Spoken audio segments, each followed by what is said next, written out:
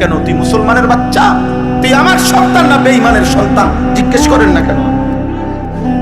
কথা বলেন মিয়া, আপনি বাপ হইলে জিজ্ঞেস করেন তুই আর্জেন্টিনার বেঈমানের পুত নাকি আমার পুত? বেটা কথা বল, তুই ব্রাজিলের ওই বেঈমানের পুত না আমার পুত?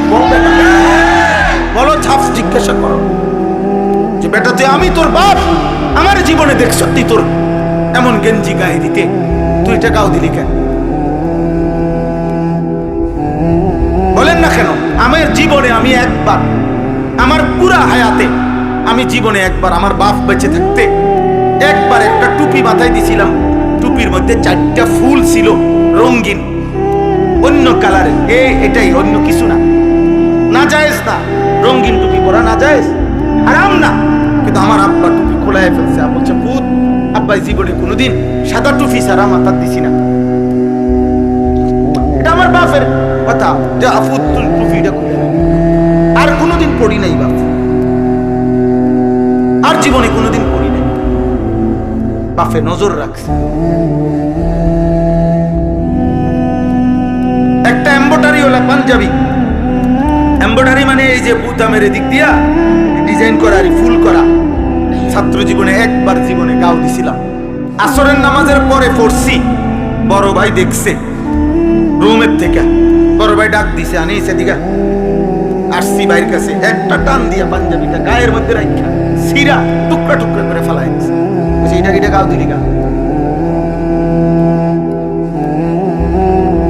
আজকে আলহামদুলিল্লাহ আমি আল্লাহর সাক্ষী রেখে বলতে পারি, 22 বছর আগে যারা আমারে দেখছে ওয়াজে, সেদিন আমি যেরকম পাঞ্জাবি পরতাম আজও আমি এই পাঞ্জাবি।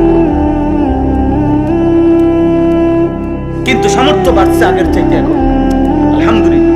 এখন কি বাড়ছে? আমার সামর্থ্য বাড়ছে, আর্থিক সামর্থ্য বাড়ছে। এখন ইচ্ছা করলে আমি আরো ফ্যাশনেবল জামা গায়ে দিতে পারি। কিন্তু আমি ব্রাহ্মণবাড়িয়া দারুল আরকাম মাদ্রাসার ছাত্র। আমার উস্তাদে মুহতারাম আল্লামা শেখ সাজিদুর রহমান সারা পৃথিবীর হাজারো লক্ষ কোটি উম্মতে মুসলিমার সম্মানিত মানুষ, আমাদের হেফাজতে ইসলাম বাংলাদেশের মহাসচিব, এদেশের হাজারো আলেমের উস্তাদ। উনি আমার সরাসরি উস্তাদ, আমার মুরব্বী উনি। ওই ছোটবেলায় আমি 1994 সালে দারুল আরকাম মাদ্রাসায় প্রথম বছর আমি ছাত্র, আমরা সর্বপ্রথম আমাদেরকে দিয়ে দারুল আরকাম মাদ্রাসা চালু হয়েছে, মানে আমরা প্রথম বেসের ছাত্র। ওই যে উনারে দেখছি এই টাকনুর উপর পর্যন্ত জুব্বা পরে, আজও এই জুব্বা, এটা হুজুরের থেকে দেখা। আর কোনোদিন অন্য জামা গায়ে নেই, অন্য পাঞ্জাবি না জায়েজ না। বলার উদ্দেশ্য হলো একজনকে দেখে শিখছি, এক আল্লাহওয়ালার কাছে। তোমরা কার থেকে নিছো? বলো বাবা, চুলটা কার থেকে নিলে? নবী সাল্লাল্লাহু আলাইহি সাল্লামের আপন চাচাতো ভাই। আপনারা শুনেন, মুতার যুদ্ধে, একটি যুদ্ধ হয়েছে নবীজির জামানায়। 3 জন সাহাবী যাদেরকে নবীজি সেনাপতি বানাইছিলেন, ওই যুদ্ধে 3 জন সাহাবী পরপর ওই যুদ্ধে শহীদ হয়ে গেছেন, এবং অত্যন্ত মারাত্মক বিভীষিকাময় একটি যুদ্ধ। তো ওই যুদ্ধের 2 নম্বর সেনাপতির নাম ছিল জাফর ইবনে আবি তালেব, নবীজির আপন চাচতো ভাই। আবু তালেব নবীর চাচা না? নাম শুনছেন না আবু তালেবের? এ আবু তালেবের ছেলে, মানে হযরতে আলীর ভাই। আলী রাদিয়াল্লাহু তাআলা আনহু তো আবু তালেবের ছেলে। এই জাফর ইবনে আবি তালেব আলী রাদিয়াল্লাহু তাআলা আনহুর ভাই, আর কি উনি বড় ভাই জাফর। উনিও ওই যুদ্ধের 2য় সেনাপতি ছিলেন। উনি শাহাদাত বরণ করছেন, যুদ্ধের ময়দানে শহীদ হয়ে গেছেন। আল্লাহর নবী সাল্লাল্লাহু আলাইহি সাল্লাম মদিনায় বসে তখন কাঁদতেছিলেন, সাহাবাদেরকে বলছেন, সাহাবারা, আমার জাফর, আমার আপন চাচাতো ভাই, এইমাত্র শহীদ হয়ে গেল। তো ওনার শাহাদাতের ঘটনা খুব মারাত্মক, মানে কলিজা কাঁইপা ওঠার মতো ঘটনা। ওনার শহীদ হওয়ার ঘটনা, যুদ্ধের ময়দানে ওনার দুশ্মনে প্রথম ডান হাতটা কেটে ফেলে দিছে। উনি সেনাপতি, তো উনি পতাকা বাম হাতে নিছে, বাম হাতে কোপ দিয়া কাইটা ফেলছে। উনি এই শুধু যেতটুকু বাজু ছিল 2 হাতের বাইকি, এটা দিয়া দাঁতের মধ্যে কামড়াইয়া ইসলামের পতাকা উঁচা করে রাখছে। কিতাবে আছে উনি আপনার গর্দান, ওনার কল্লা বেঈমান কোপ দিয়ে আলাদা করে ফেলছে, কিন্তু কল্লা আলাদা অবস্থায়ও ওনার এই মুখ থেকে এই পতাকাটা দাঁত থেকে টাইমছে, তারা খুলতে পারে না, কোনোভাবে খুলতে পারে না। শেষ 3 নম্বর সেনাপতি ছিলেন আব্দুল্লাহ ইবনে রাওয়াহা রাদিয়াল্লাহু তাআলা আনহু। এই সাহাবীকে জলদি যখন খবর দিছে যে জাফর শহীদ হয়ে গেছে, তুমি 3য় সেনাপতি, নবীজির ঘোষণা, কাজে তুমি গিয়ে পতাকা নাও। এই আব্দুল্লাহ ইবনে রাওয়াহা উনি কাছে গিয়ে আল্লাহর কুদরত এই লাশের সামনে, ওই খণ্ডিত মাথার সামনে দাঁড়াইয়া বলছে, জাফর পতাকা দাও। আমি আব্দুল্লাহ ইবনে রাওয়াহা তো পতাকা ছেড়ে দিছে। এমন মানে এমন লোমহর্ষক ঘটনা, আল্লাহর কুদরতে এবার ওনার দাঁত কি খুলে ফেলছে উনি। তো এই সাহাবী, দেখো ভাই ছেলেরা, তোমাদেরকে বুঝাইতে চাচ্ছি কোন কথাটা, দেখো এমন করুণ মৃত্যু যার হইল, শহীদ হইলেন। এই নবীজি তখন মদিনায় বসে কাঁদতেছিলেন যে সাহাবীরা, আমার জাফর শহীদ হয়ে গেছে, আমার জাফরের 2 হাত কাইটা ফেলে দিছে। নবীজি এই জন্য বলছে যে আল্লাহ তাআলা জান্নাতে আমার জাফরকে 2টা আলাদা ডানা হাত আল্লাহ কুদরতি লাগায় দিছে।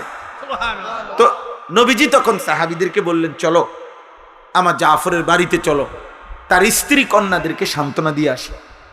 উনি শহীদ হয়েছে না, তো ওনার বাড়িতে গেছে নবী নিজে, গিয়া দেখছে, ওনার সান্ত্বনা দিছে, সবাই শুনাইছে, কাঁদতেছে, নিজেও সান্ত্বনা দিছে।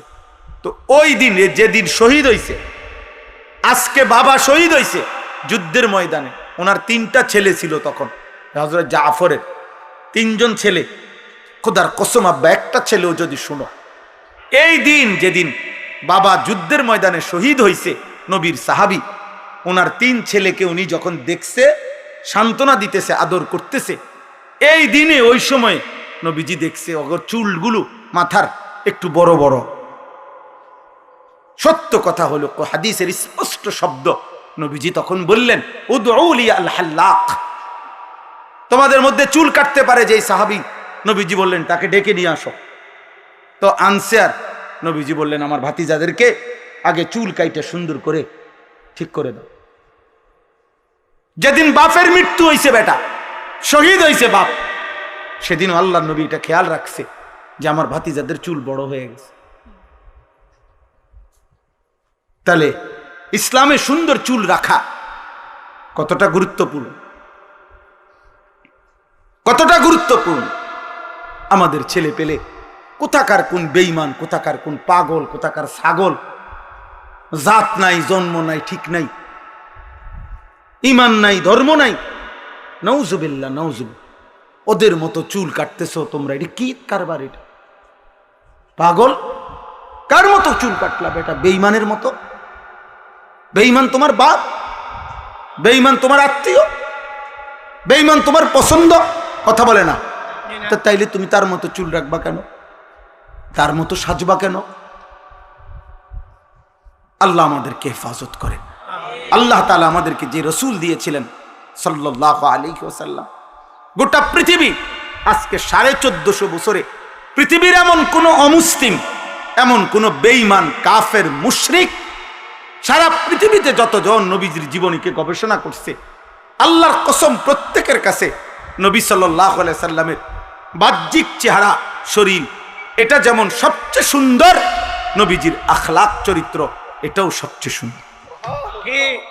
তারে কিছু বললে আল্লাহর কথা, এমন বধির কানেও শুনে না, আর তারে যে ইশারা ইঙ্গিত দিয়েও বুঝাইব, হেতো চোখেও দেখেন, চোখেও দেখেন। কাল আসাম, কাল আমা ওয়াল আসাম, বেঈমান এবং নাফরমান, অন্ধ এবং বধির। আর ইমানদার, মুমিন, মুত্তাকি, সামি' এবং বাসির, সে চোখেও দেখে আল্লাহর আয়াত, সে কানেও শুনে আল্লাহর কথা। আল্লাহ বলেন, বলো তো তোমাদের যদি বিবেক থাকে, এই 2 দল, একদিকের ব্যক্তি হইল অন্ধ এবং বধির। বধির বুঝছেন মানে বয়রা, বয়রা, হ্যাঁ বয়রা মানে কানে শুনে না, যে একদিকে অন্ধ, আরেকদিকে বয়রা, আরেকদিকে হলো